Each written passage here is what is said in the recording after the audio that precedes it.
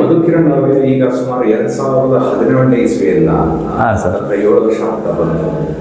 ನೀವು ಪರಿವರ್ತನಾ ಸಮಾಜದ ಎಲ್ಲ ನಾಟಕಗಳಲ್ಲೂ ಬ್ಯಾಕ್ ಸ್ಟೇಜ್ ವರ್ಕರ್ ಆಗಿ, ಪ್ರೊಡಕ್ಷನ್ ಮ್ಯಾನೇಜರ್ ಆಗಿ, ಲಲಿತಿ ಸಪೋರ್ಟ್ ಆಗಿ ಕೆಲಸ ಮಾಡ್ತಾ ಬಂದಿದ್ದೀರಿ.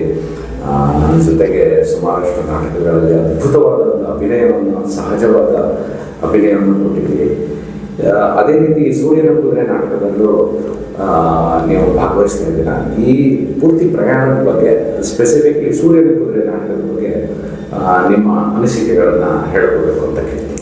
ಸೂರ್ಯನ ಕುದುರೆ ನಾಟಕಕ್ಕೆ ಬರೋಕ್ಕಿಂತ ಮೊದಲು ಪರಿವರ್ತನಕ್ಕೆ ಬಂದಿದ್ದು ಒಂಚೂರು ಇನ್ಫಾರ್ಮೇಷನ್ಸ್ ಹೇಳ್ತೀನಿ. 2017 ಯಾವುದೋ ಬೇಜಾರಲ್ಲಿ ಇದ್ದಾಗ ಫೇಸ್ಬುಕ್ ಸ್ವೈಪ್ ಮಾಡ್ತಾ ಇರಬೇಕಾದ್ರೆ ಅದರಲ್ಲಿ ನನಗೆ ಫಸ್ಟು ಸಿಕ್ಕಿದ್ದು ಪರಿವರ್ತನಾ ರಂಗ ಸಮಾಜದ ಒಂದು ಪರಿವರ್ತನಾ ಅಂತಿತ್ತು. ಅವಾಗ ವಿದ್ಯಾರ್ಥಿಗಳಿಗಾಗಿ ರಂಗ ತರಬೇತಿ ಶಿಬಿರ ಮಾಡ್ತೀವಿ ಅಂತ. ಅದು ನೋಡಿ ನಾನು ಜಾಯ್ನ್ ಆಗ್ಬೋದು ಅಂತ ಅಂದ್ಬಿಟ್ಟು ಫೋನ್ ಮಾಡಿ ಕೇಳ್ತೀನಿ. ನಮನ ಕಲಾಮಂಟಪ ಅಂತ ಇದೆ ಕೃಷ್ಣಮೂರ್ತಿಪುರಮಲ್ಲಿ, ಬನ್ನಿ ಅಂತ ಕರೀತಾರೆ. ನಾನು ಆಗಿ ಬರ್ತೀನಿ ಇಲ್ಲಿಗೆ.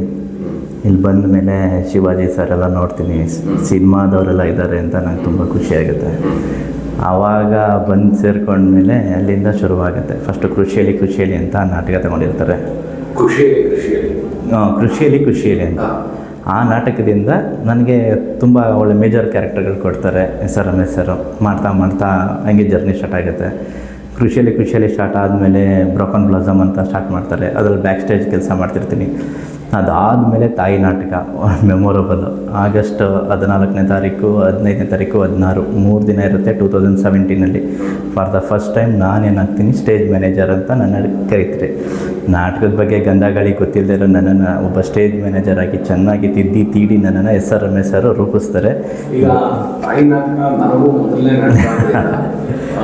ಒಂದು ವಿಷಯ ಇಲ್ಲಿ ಹೇಳಲಿಕ್ಕೆ ಇಷ್ಟಪಡ್ತೀನಿ.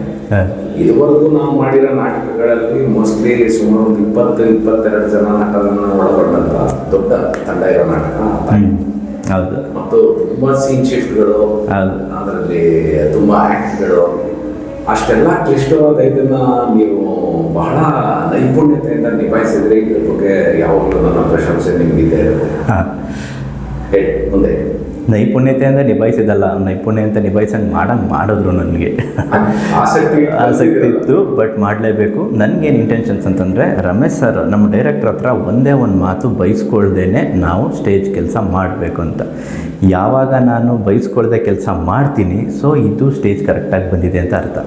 ನಾವು ಸ್ಟೇಜ್ ರೆಡಿ ಆಗಬೇಕಾದ್ರೆ, ಸೀನು ನಡೀತಾ ಇರಬೇಕಾದ್ರೇ ನೆಕ್ಸ್ಟ್ ಸೀನ್ಗೆ ಏನು ಸೆಟ್ ಆಗಬೇಕು ಅಂತ ನಾವು ಹುಡುಗರನ್ನ ಇಟ್ಕೊಂಡು ಪ್ಲ್ಯಾನ್ ಮಾಡಿ ಅದ್ರ ಥರ ನಾವೆಲ್ಲನೂ ರೆಡಿ ಮಾಡಿಟ್ಕೊಂಡು, ಇನ್ನೇನು ವಾರ್ ಸ್ಟಾರ್ಟ್ ಆಗುತ್ತೆ ಅನ್ನುವಾಗ ಯುದ್ಧಕ್ಕೆ ಹೋಗ್ತಾರಲ್ಲ, ಹಂಗೆ ಲೈಟ್ ಆಫ್ ಆದಾಗ ನಮ್ಮ ಪಾತ್ರ ಅಲ್ಲಿ ಸ್ಟಾರ್ಟ್ ಆಗುತ್ತೆ.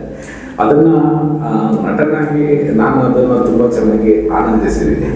ಈಗ ಫಾರ್ ಎಕ್ಸಾಂಪಲ್ ನೀವು ಈ ಯಾವುದೇ ಪ್ರೊಡಕ್ಷನ್ ಶುರು ಆದ ತಕ್ಷಣ ಡೈರೆಕ್ಟರ್ ಪಕ್ಕ ಕೂತ್ಕೋತೀರಿ. ಅದು ಅವ್ರ ಕುರ್ಚಿ ಮೇಲೆ ಕೂತ್ರೆ ನೀವು ನಿಮ್ಮ ಸಲಕರಣೆಗಳನ್ನೆಲ್ಲ ಹಾಕಿಕೊಂಡು ಮೇಲೆ ಕೂರ್ತೀರ. ಹೌದು. ಮತ್ತು ನಿಮ್ದೊಂದು ಚಾರ್ಟ್ ರೆಡಿ ಮಾಡ್ಕೊತೀರ. ಹೌದು. ಆ ಚಾರ್ಟಲ್ಲಿ ನಮ್ಮನ್ನೆಲ್ಲ ಕೇಳ್ಬಿಟ್ಟು, ಹಾಂ ಸರ್ ಈ ಸೀನ್ಗೆ ಏನು ಹೆಸರು ಇಡಬೇಕು, ಅಂಗಡಿ ಸೀನಾ, ಮಳೆ ಸೀನಾ, ಜೈಲ್ ಸೀನಾ, ಈ ಥರ ಒಂದೊಂದನ್ನು ಕೇಳಿಕೊಂಡು ನೀವು ಒಂದು ಟೇಬಲ್ ರೆಡಿ ಮಾಡ್ಕೊತೀರಿ. ಹೌದು. ಅದರಲ್ಲಿ ಅಷ್ಟು ಸೀನ್ಗಳು ಬರ್ತಿರುತ್ತೆ ಸೀಕ್ವೆನ್ಶಿಯಲ್ಲಿ 1 ರಿಂದ 16 ತನಕ. ಹೌದು. ಆಮೇಲೆ ಸೀನ್ ಹೆಸರು, ಆಮೇಲೆ ಅಲ್ಲಿ ಸೀನಲ್ಲಿ ಇರೋ ಆಕ್ಟರ್ಗಳು, ಪ್ರಾಪರ್ಟೀಸ್ಗಳ ಲಿಸ್ಟ್, ಅಂದ್ರೆ Macbeth, lady Macbeth, bank, plus properties. ಅದು ನೀವು ನಿಮ್ಮ ಅನುಕೂಲಕ್ಕೆ ಮಾಡ್ಕೊಂಡ್ರಿ ಅಂತ ನಾನು ಮೊದಲು ಅಂದ್ಕೊಂಡಿದ್ದೆ. ಆದರೆ ಅದು ಕಡೆಗೆ ನೀವು ಅದನ್ನ 2 ಕಡೆ ನೇತು ಹಾಕ್ತಿದ್ದೆ, ಸೈಡ್ ವಿಂಗಲ್ಲಿ 2 ಕಡೆ ಹಾಕ್ತಿದ್ದು ಆಕ್ಟರ್ಗಳಿಗೆ ಅದು ಬಹಳ ಹೆಲ್ಪ್ ಆಗುತ್ತೆ. ಹೌದು ಸರ್. ಅಂದರೆ ಯಾವುದೇ ಸ್ಥಳದಲ್ಲಿ ಅಲ್ಲಿ ಕತ್ಲಲ್ಲಿ ಇದ್ದಾಗ ಸ್ಟೇಜ್ ಮೇಲೆ ಏನೋ ಆಕ್ಟಿವಿಟಿ ನಡೀತಾ ಇರುತ್ತೆ, ನಾವು ಜೋರಾಗಿ ಮಾತಾಡೋದಿಲ್ಲ. ಆಗ ಮುಂದೆ ಏನಾಗುತ್ತೆ, ಯಾವ ಸೀನ್ ತನಕ ಬಂದಿದೆ, ಮುಂದೆ ಏನು ಪ್ರಿಪೇರ್ ಆಗಬೇಕು, ಅದು ಒಂದು ವಿಷಯ. ಎರಡನೇದು ಈ ಬ್ಯಾಕ್ಗ್ರೌಂಡ್ ಅನ್ನೋದು, ಬ್ಯಾಕ್ಗ್ರೌಂಡ್ ಅಂತ ಯಾಕೆ ಹೇಳ್ತಾರೆ ಅಂತ ನನಗೆ ಗೊತ್ತಿಲ್ಲ. ಅದು ಮೋಸ್ಟ್ಲಿ ಫ್ರಂಟ್ ಗ್ರೌಂಡ್ ಲೆಕ್ಕ ಇರಬೇಕು. ಯಾಕಂದ್ರೆ ಹಿಂದೆ ಮಾಡೋ ಕೆಲಸ ಯಾರು ಗೊತ್ತಾ, ಬರೀ ನಟ ಮತ್ತು ನಟನೆಯಿಂದ ಮಾತ್ರ ನೋಡ್ತಾರೆ ಹೊರತು ಆ ಸಲಕರಣೆಗಳನ್ನು, ಆ ಪ್ರಾಪ್ಸ್ನ ಸರಿಯಾದ ಸಮಯಕ್ಕೆ ತಂದಿಡೋದು, ಸರಿಯಾದ ಜಾಗದಲ್ಲಿ ಇಡೋದು, ಸರಿಯಾದ ಸಲಕರಣೆಗಳನ್ನು ಇಡೋದು, ಇದು ಬಹಳ ಮುಖ್ಯವಾದ ಇದನ್ನು ಮಾಡುತ್ತೆ. ಮತ್ತು ಇದಿಷ್ಟು ನಡೆಯೋದು ಕತ್ತಲೆಯಲ್ಲಿ. ಯಾವುದೇ ವರ್ಕ್ಲೈಟ್ ಆಗಲಿ ಇನ್ನೊಂದಾಗಲಿ ಸಿಕ್ಕಿರಲ್ಲ. ಸೊ ಒಂದು ನಾಟಕದಲ್ಲಿ ಸರಿಸುಮಾರು 15 ರಿಂದ 20 ಬೇರೆ ಬೇರೆ ಪ್ರಾಪರ್ಟಿಗಳನ್ನು ಆಕ್ಟರ್ಗಳಿಗೆ ನೆನಪಿರುತ್ತೆ, ಅದು ಸ್ಟೇಜ್ ಹೋದ್ಮೇಲೆ. ಆದರೆ ಅದು ಹಿಂದೆ ನೆನಪಿಟ್ಕೊಂಡು ಅವ್ರಿಗೆ ಸಮಯಕ್ಕೆ ಸರಿಯಾಗಿ ತಲುಪಿಸುವಂಥ ಇದು ಪ್ರಿಪ್ರೇಷನ್ ನಿಮ್ಮಲ್ಲಿ ಯಾವಾಗ ಶುರು ಆಗತ್ತೆ ಅಂತ ನಾನು ನೋಡಿರೋದು, ಹಾಂ ಈಗ 3ನೇ ಕಿವಿ ನಾಟಕ ಮಾಡಿದ್ವಿ. ಹೌದು. ಅಲ್ಲಿ ಒಂದು ಸಣ್ಣ ಇದಕ್ಕೊಂದು ಆನೆ ಒಂದು ಮುಖ ಬೇಕಾಗಿತ್ತು, ಮುಖವಾಡ. ನೀವು ಅದನ್ನ ಒಂದು ಸುಮಾರು 5 ನಿಮಿಷದಲ್ಲಿ ತಯಾರಿ ಮಾಡಿ ಅದ ಸರಿ ಹೋಗುತ್ತಾ ಅಂತ ನಮ್ಮ ಹತ್ರ ಕೇಳಿಕೊಂಡು ಅಂದ್ರೆ ಯಾರು ಹಾಕೋಬೇಕಿತ್ತು ಅವರು ಕಡೆಗೆ ಅದಕ್ಕೆ ಸರಿಯಾಗಿ ಮಾಡಿಕೊಂಡು ಅದೇ ಪ್ರಾಪರ್ಟಿ ಕಂಟಿನ್ಯೂ ಆಯಿತು. ಆಮೇಲೆ ಬಹಳ ಮುಖ್ಯವಾಗಿ ಗೆಲಿಲಿಯೋ ಸ್ಟಾರ್ಟರ್ ನಾಟಕ ಮಾಡುವಾಗ ಬೆಂಗಳೂರಿಗೆ ಹೋಗ್ಬಿಟ್ಟಿದ್ವಿ, ಟೆಲಿಸ್ಕೋಪ್ ಮರ್ತು ಹೋಗಿದ್ವಿ. ಹೊರಗಡೆ ಇಟ್ಕೊಂಡ್ವಿ, ಬಟ್ ಲೋಡ್ ಮಾಡುವಾಗ ಅದು ಮಿಸ್ ಆಗಿತ್ತು. ಅಲ್ಲಿ ನೀವು ಮತ್ತು ರವಿ ಸೇರ್ಕೊಂಡು ಪೈಪ್ ತಂದು ಅದೇ ತರ ಒಂದು ಟೆಲಿಸ್ಕೋಪ್ ಮಾಡಿ ಅದಕ್ಕೊಂದು ಟ್ರೈಪಾಡ್ ಸ್ಟ್ಯಾಂಡ್ ಮಾಡಿ, ಈ ಕ್ರಿಯೇಟಿವಿಟಿಗಳು ಒಂದು ನಾಟಕನ ಯಶಸ್ವಿ ಮಾಡೋದಕ್ಕೆ ತುಂಬಾ ಸಹಾಯ ಆಗುತ್ತೆ. ಈ ನಿಟ್ಟಿನಲ್ಲಿ ನಿಮ್ಮ ಅನಿಸಿಕೆ ಮತ್ತು ನಿಮ್ಮ ಅನುಭವ ಏನು ಅಂತ ಹೇಳಿ ಸರ್. ಈಗ ಬ್ಯಾಕ್ ಸ್ಟೇಜ್ ಸ್ಟಾರ್ಟ್ ಮಾಡಬೇಕು ಅಂತಂದರೆ ನೀವುಗಳು ಹೆಂಗೆ ರಂಗ ತಾಲೀಮು ಮಾಡ್ತಿರೋ ಹಂಗೆ ನಾವು ಬ್ಯಾಕ್ ಸ್ಟೇಜನ್ನು ಕೂಡ ನಿಮ್ಮ ಜೊತೆಲೇ ಸ್ಟಾರ್ಟ್ ಮಾಡಿರ್ತೀವಿ. ಈಗ ಸೀನ್ ವೈಸ್ ನಾನು ಅಲ್ಲಿ ಚಾರ್ಟ್ಗಳು ಹಾಕಿರೋದ್ರ ಜೊತೆಗೆ ನಾನೊಂದು ನೋಟ್ಬುಕ್ ಅಂತ ಇಟ್ಕೊಂಡಿರ್ತೀನಿ. ಅದ್ರಲ್ಲಿ ನೋಟ್ ಪ್ಯಾಡಲ್ಲಿ ಪ್ರತಿ ಸೀನು ಎಂಟ್ರಿ ಮಾಡ್ಕೋತಾ ಇರ್ತೀನಿ. ಅದರಲ್ಲಿ ಸೀನ್ಗೆ ಯಾರು ಬರ್ತಾರೆ ಮತ್ತು ಅವ್ರ ಹತ್ರ ಏನು ಪ್ರಾಪರ್ಟೀಸ್ ಇರುತ್ತೆ ಅದನ್ನು ಎಂಟ್ರಿ ಮಾಡ್ಕೋತೀನಿ. ನಿಮ್ಮ ಪುಸ್ತಕ ಇದೆಯಲ್ಲ, ಹಾಂ, ಅದನ್ನ ಈ ವಿಡಿಯೋದ ಕಡೆಯಲ್ಲಿ ಒಂದ್ಸಲ ಯಾವ್ದಾದ್ರು ಸಿಕ್ಕರೆ ತೋರಿಸಿ. ಇಂಟ್ರೆಸ್ಟಿಂಗ್ ಡಾಕ್ಯುಮೆಂಟ್ ನಾನು ನೋಡಿದ್ದೀನಿ. ನೀವು ಮೇಲ್ಗಡೆ ಬರ್ಕೋತೀರಾ, ಅಲ್ಲಿ ಏನು ಸ್ಲೀಪ್ ವಾಕಿಂಗ್ ಸೀನ್, ನಿದ್ದೆಯ ದೃಶ್ಯ, ಅಲ್ಲಿ ಲೇಡಿ ಮ್ಯಾಕ್ಬೆತ್ ಎಲ್ಲಿ ನಿಂತಿರ್ತಾಳೆ, ಅವಳು ಕುರ್ಚಿ ಇರಬೇಕು, ರಕ್ತಸಿಕ್ತವಾದ ವೇಲ್ ಎಲ್ಲಿ ಬಿದ್ದಿರಬೇಕು, ಅದನ್ನೆಲ್ಲ ನೀವು ಮಾರ್ಕ್ ಮಾಡಿಕೊಂಡು ನಿಮ್ಮ ಬ್ಯಾಕ್ ಸ್ಟೇಜ್ ವರ್ಕರ್ಸಿಗೂ ಹೇಳ್ತೀರಾ, ಅದ್ರ ಮೇಲೆ ನೀವು ಅದನ್ನು ಓವರ್ಲುಕ್ ಮಾಡ್ತೀರಾ. ಹೌದು, ಅದನ್ನು ದಯವಿಟ್ಟು ತೋರಿಸ್ಬೇಕು. ಹೌದು ಸರ್, ಖಂಡಿತ ತೋರಿಸ್ತೀನಿ. ಅದು ನಮ್ಗೊಂಥರ ಬುಕ್ ಒಂಥರ ಜೀವಾಳ ಇದ್ದಂಗೆ. ಆ ಬುಕ್ ಇದ್ರೇ ನಾನು, ಯಾಕೆಂದರೆ ಪ್ರತಿ ಸೀನಲ್ಲೂ ನೆಕ್ಸ್ಟ್ ಸೀನ್ಗೆ ಪ್ರಿಪೇರ್ನ ನಾನು ಇವಾಗಲೇ ಮಾಡ್ಕೊಳಕ್ಕೆ ಅದು ತುಂಬ ಸಹಾಯ ಆಗುತ್ತೆ. ಆವಾಗ ಡೈರೆಕ್ಟರ್ ಸರ್ ಅವ್ರ ಜೊತೆಲಿ ಕೂತ್ಕೊಂಡಿದ್ದಾಗಲೇ ಇದೇನು ಅಂತ ಅವ್ರ ತಲೆ ತಿಂದು ಅವರು ಡೈರೆಕ್ಷನ್ ಮಾಡೋದ್ರ ಜೊತೆಗೆ ನನಗೂ ಕೂಡ ಡೈರೆಕ್ಷನ್ ಇಲ್ಲಿ ನಡೀತಾ ಇರುತ್ತೆ. ಸೊ ಅದೆಲ್ಲ ಮಾಡೋದಕ್ಕೆ ಇಲ್ಲಿ ನನಗೆ ಸಹಾಯ ಆಗುತ್ತೆ.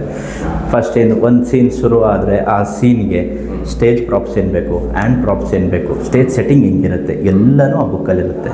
ಅಂದರೆ ಬ್ಯಾಕ್ ಸ್ಟೇಜು ಇಲ್ಲದೇ ಇದ್ರೂ ಯಾರೇ ಬ್ಯಾಕ್ ಸ್ಟೇಜ್ ಮಾಡಿದ್ರು ಆ ಬುಕ್ಕು ಸಹಾಯ ಮಾಡಬೇಕು.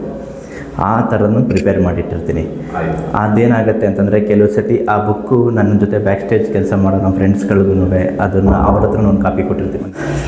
ಮುಖ್ಯವಾಗಿ ಒಂದು ಪ್ರಶ್ನೆ, ತಾಯಿ ನಾಟಕದಲ್ಲಿ ನೀವು ಜೈಲರ್ ಸೀನ್ ಮಾಡಿದ್ರಿ, ಹೋಗಂಗಿಲ್ಲ ಅಂದರೆ ಹೋಗಂಗಿಲ್ಲ, ಪಾಸ್ ಇಲ್ಲದೆ ಒಳಗೆ ಹೋಗಂಗಿಲ್ಲ ಅಂತ. ಎರಡನೇದು ವಿಕಾಸವಾದ ಮತ್ತು ವಿಚಾರಣೆಗಳ ಸುಳಿಯಲ್ಲಿ ನಾಟಕದಲ್ಲಿ ಕೂಗುಮುನಿ ಕ್ಯಾರೆಕ್ಟರ್, ಹೌದು, ಬಹಳ ಹಿಲೇರಿಯಸ್ ಮತ್ತು ಒಬ್ಬ ನಟನ ಆ್ಯಕ್ಚುಲಿ ನೈಜವಾದ ನಟನೆಯನ್ನು ತೋರಿಸೋಕ್ಕೆ ಅವಕಾಶ ಕೊಟ್ಟಂಥ ಪಾತ್ರಗಳು. ಹೌದು. ಸೊ ಈ ರೀತಿ ನೀವು ಒಂದು ಮಲ್ಟಿಫೇಸೆಟೆಡ್ ಕಲಾವಿದ, ನಿಮ್ಮ ಜೊತೆ ಅಸೋಸಿಯೇಟ್ ಆಗಿರಲಿಕ್ಕೆ ತಂಡದ ಪರವಾಗಿ ಮತ್ತು ವೈಯಕ್ತಿಕವಾಗಿ ನನಗೆ ಬಹಳ ಹೆಮ್ಮೆ ಇದೆ. ನನಗೂ ತುಂಬ ನಿಮ್ಮ ಈ ಕೆಲಸ ಸದಾ ಸರ್ವದಾ ಮುಂದುವರಿಲಿ. ಆಯಿತು ಸರ್, ಶುಭ ಹಾರೈಕೆ.